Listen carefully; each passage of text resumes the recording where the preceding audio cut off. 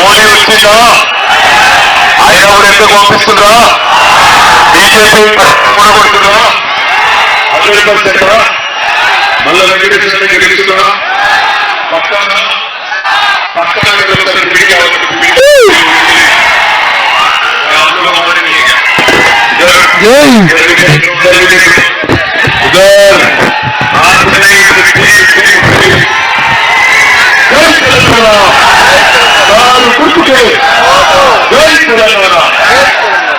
అంబర్పేట జెండా తీర్చాం జంటలో కనబడి ఇంకా కనబడి జెండా తీర్చాను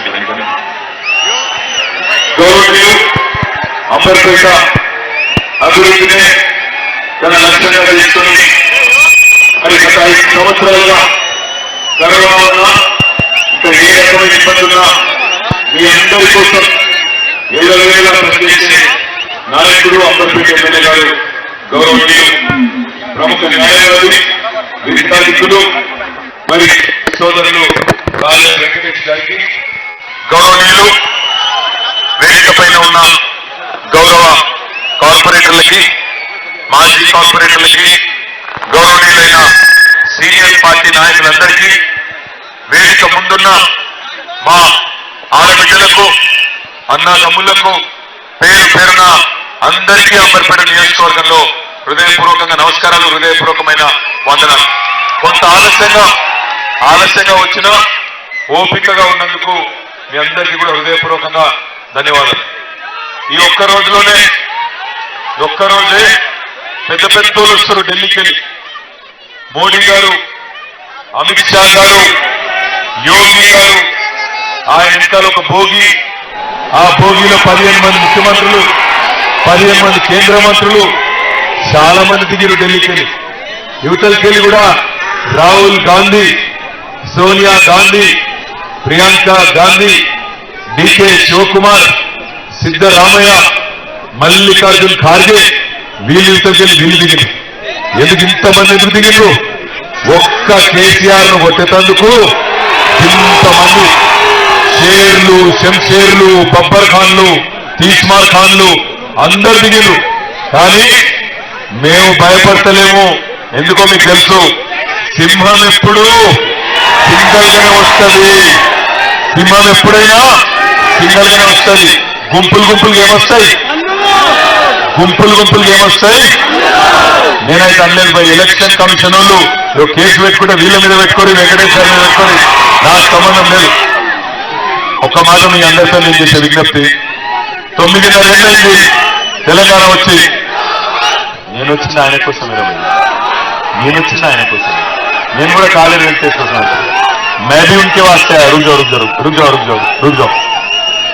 9.5 ఏళ్ళైంది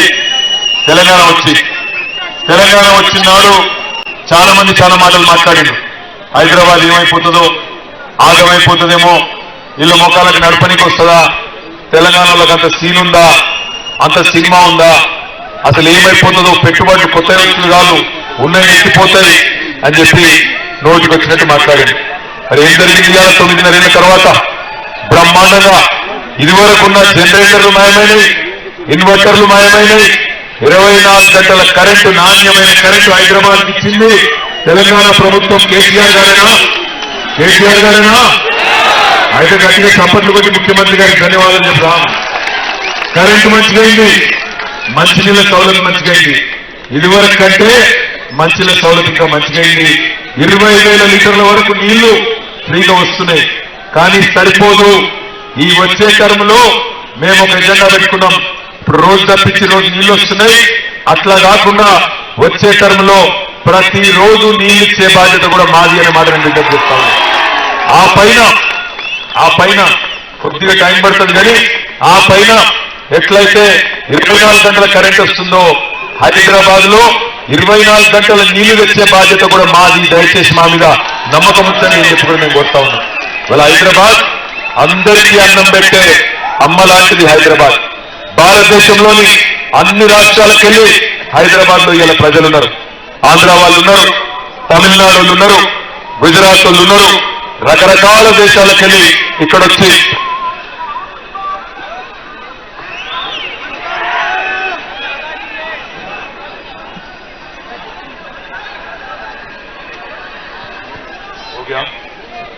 अजा हो गया क्या?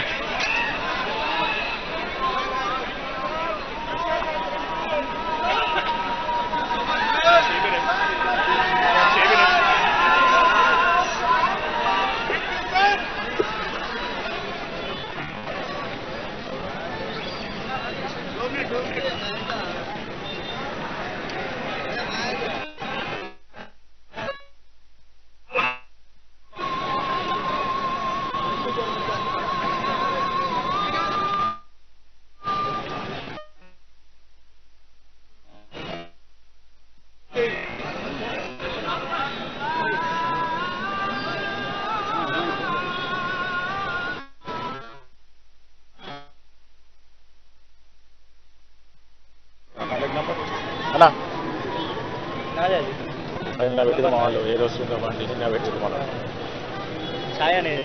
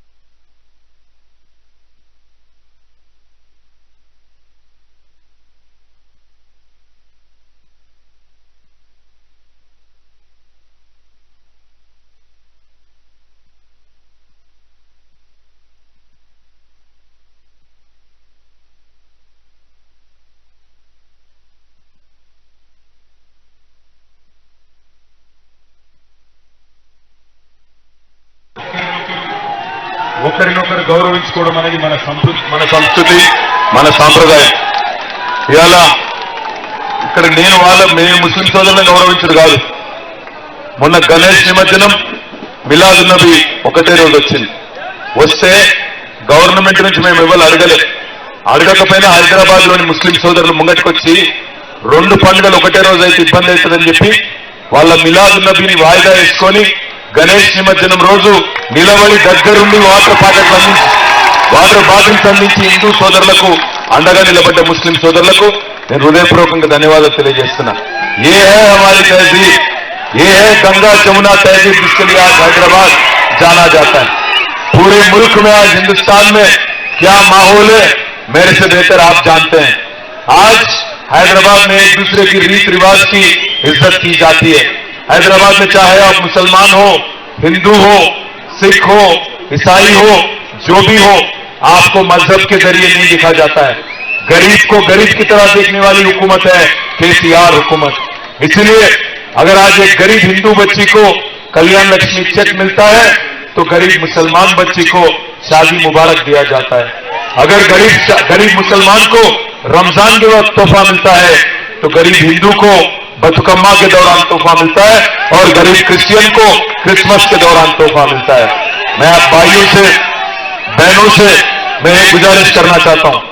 आपने देखा पिछले 9.5 साल किस कदर हम लोग साथ साथ अमन, खुशहाली और भाईचारे के साथ आगे बढ़ रहे हैं. एक दूसरे की रीत और रिवाज को इज्जत करते हुए, इज्जत देते हुए, अमन के साथ कोई दंगा नहीं, कोई फसाद नहीं, एक दिन का भी कर्फ्यू नहीं, लॉ एंड ऑर्डर को सख्ती से अमल करते हुए आज हैदराबाद में अमन कायम रखा केसीआर साहब ने। भाइयों, मैं एक ही चीज पूछना चाहता हूं आपसे, पिछले 9.5 सालों में आपके वास्ते माइनॉरिटी वेलफेयर डिपार्टमेंट के जरिए 12,780 करोड़ रुपया खर्च किया गया, सिर्फ और सिर्फ एक ही रियासत में पूरे हिंदुस्तान में, वो है हमारी तेलंगाना। में याद दिलाना चाहता हूं, इससे पहले हमसे पहले जो लोग थे 2004 से 14 तक 10 साल, उनके दौरान कुल मिला के 10 साल में खर्च किया गया 930 करोड़। कहां 930 करोड़, कहां 12,780 करोड़। आप एक बार तुलना कर लेना, आप एक बार फर्क महसूस करना। मैं एक और बात कहना चाहता हूं, केसीआर ऐसे लीडर हैं जो हर किसी को साथ ले चलने में विश्वास रखते हैं।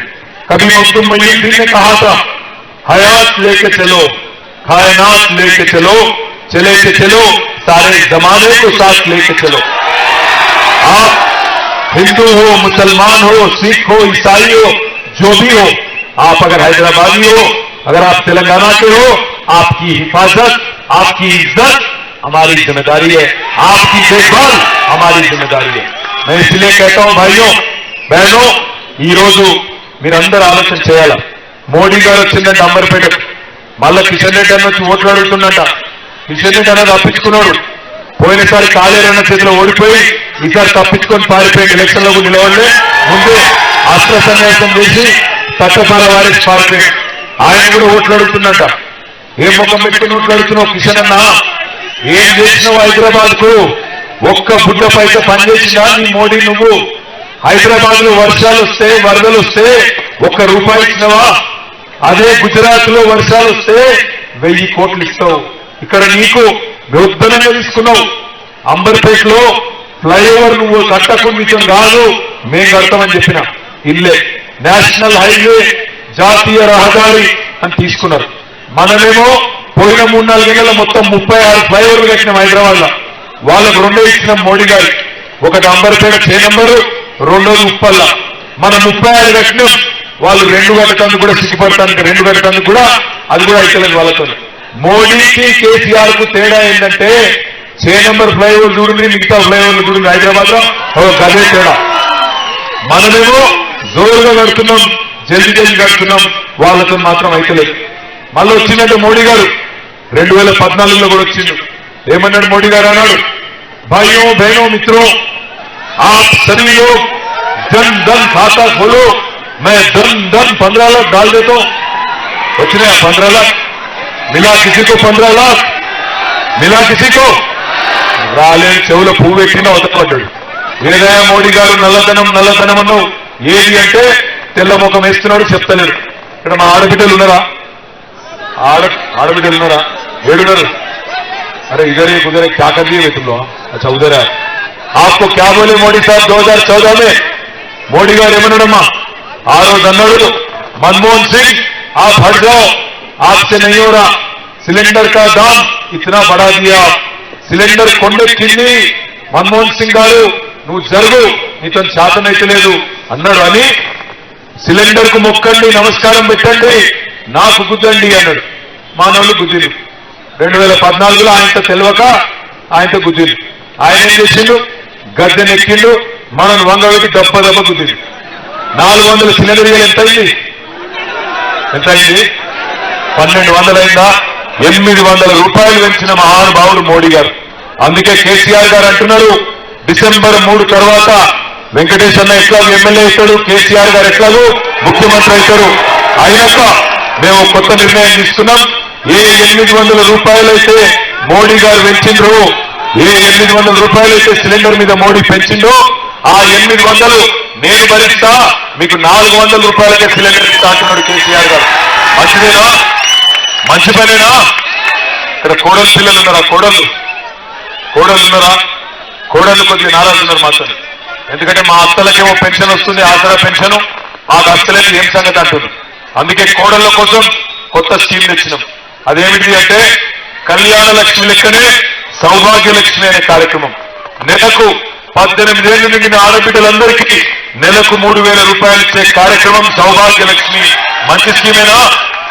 మంచి స్కీమేనా? మరిగా కోడలకు 3000 ఇస్తే అత్తలు కోరు కదా, అత్తలు నారాజు అవుతారు.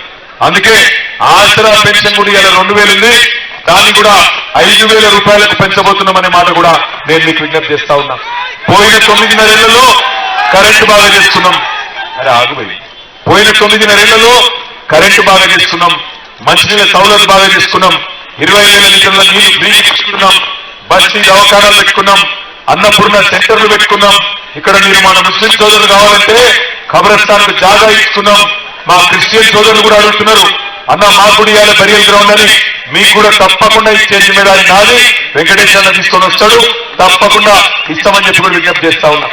హిందూ సోదరులు కూడా హిందూ శ్మశాన వాటిక కోసం మీరు కూడా జాగా అడుగుతున్నారు, మీకు కూడా ఇప్పించే జిమ్మేదారి నాది అని మాట కూడా నేను విజ్ఞప్తి చేస్తా ఉన్నా. వచ్చే టర్మ్ లో 4 ముఖ్యమైన కార్యక్రమాలు పెట్టుకున్నాం. ఒకటి అంబర్పేటకు మెట్రో రైలు తీసుకొచ్చే బాధ్యత కూడా నేను తీసుకుంటా. మెట్రో రైలు తీసుకొచ్చి మీ గడప ముందుకు తీసుకొస్తా. రెండో మాట, ఈరోజు మీరు మూసీ పక్కనే ఉన్నారు. 14 బ్రిడ్జిలు మంజూరు చేసిన, మూసారాంబాగ్ తో సహా 14 బ్రిడ్జిలు మంజూరు చేసిన. కానీ అదొక్కటే సరిపోదు. నా కళ హైదరాబాద్ లో కూడా మూసీ సుందరీకరణ జరగాలి. ఈ మూసీ ఒడ్డున ఉన్న అంబర్పేట కూడా చెంకాయించాలి, బాగుపడాలి. అందుకే వచ్చే టర్మ్ రాబోయే 2-3 ఏళ్లలోనే మూసీ సుందరీకరణ కూడా చేసి తప్పకుండా మీ అందరికీ ఒక గిఫ్ట్ లాగా ఇస్తామనే మాట కూడా నేను మీకు ఈ సందర్భంగా తెలియజేస్తా ఉన్నా. మూడోది ఆ చే నెంబర్ కూడా వాళ్ళతో ఐకలైజ్ చేసుడు. అవసరమైతే ఎలక్షన్ తర్వాత మనమే తీసుకుందాం. ఆ చే నెంబర్ ఫ్లైఓవర్ కూడా జల్ది కట్టి మీకు దాన్ని కూడా తొందరలో అప్పచెప్తా అని చెప్పి కూడా మీకు నేను మాటిస్తా ఉన్నా. కేవలం సౌభాగ్యలక్ష్మి నెలకు 3,000 రూపాయలు ఆసరా పెన్షన్లు పెంచడే కాదు, ఇంకా 2-3 మంచి కార్యక్రమాలు కూడా చేస్తున్నాం. आज आपको जिनके पास भी व्हाइट राशन कार्ड है, आपको आज मोटा चावल दिया जा रहा है. 3 तारीख के बाद केसीआर साहब ने फैसला किया कि 3 तारीख के बाद आपको वो मोटे चावल की जगह बारीक चावल दिया जाएगा. సన్న బియ్యం ఇచ్చే కార్యక్రమం తెల్ల రేషన్ కార్డు ఉన్న వాళ్ళందరికీ ఇవ్వబోతా ఉన్నాం. తెల్ల రేషన్ కార్డు లేకపోతే జనవరిలో కొత్త కరెంట్లు కూడా ఇస్తాం. ఎవరు రంగు పెట్టుకోవచ్చు, లేనో లెవెల్ ఉంటే కొత్త కరెంట్ ఇచ్చే జిమ్మేదారి కూడా మాదే. ఇంకొక మాట, మన కేసీఆర్ గారు ఖమ్మానికి పోతే అక్కడ ఒక ఆడబిడ్డ అడిగింది, అన్నా మరి అందరూ అన్ని కూడా భూములకే ఇస్తున్నావు, రైతు బీమా అనేది రైతులకు ఉంది, మరి మా సంగతి ఏంటి, నాకు భూమి లేదు అన్నది. అందుకే ఒక కొత్త కార్యక్రమం తీసుకొస్తున్నాం. जिनके पास भी व्हाइट राशन कार्ड है उनको 5 लाख का नया इंश्योरेंस पॉलिसी केसीआर बीमा అనే కొత్త పాలసీ తీసుకొస్తున్నాం. ప్రతి కుటుంబానికి 5 లక్షల లైఫ్ ఇన్సూరెన్స్ కూడా తీసుకొని వస్తా ఉన్నాం.